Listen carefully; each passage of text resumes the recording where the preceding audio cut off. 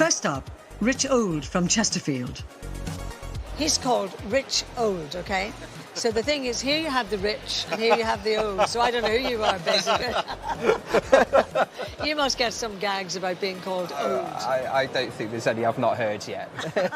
Who's seeking help from complaints expert Martyn James over a mean-spirited company that threatened his church's Christmas carol concert. Rich works for a local church and paid a company to distribute some leaflets promoting the Christmas carol concert. And how many leaflets are we talking about? So we had 8,500 leaflets. A lot of leaflets. Yes, it was. I got the leaflets designed and printed, and they came to my house ready for this company to come and collect them. There was a very definite deadline, and they kept giving me assurances that the job would be done, and it just didn't happen.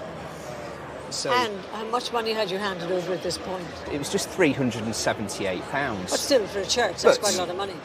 We are a completely self-funded church, so it all comes from the giving of the people in the church, so it's not my money. With the date of the concert approaching, Rich said he had no choice but to spend more money to get the leaflets distributed as widely as possible.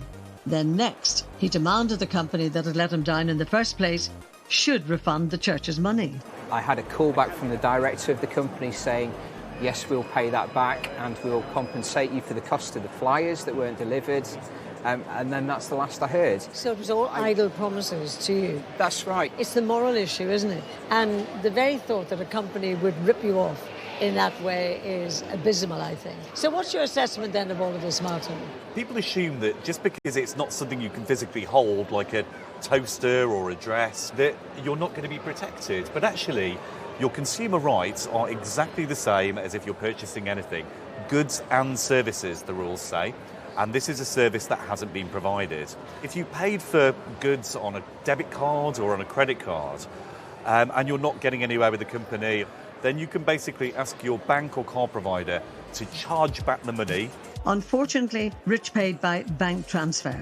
It doesn't affect his rights, but getting the refund is a little bit harder. And if the company is not playing ball, he could take it to the small claims court. The most important thing is your rights are still enshrined in law and you can still pursue this matter.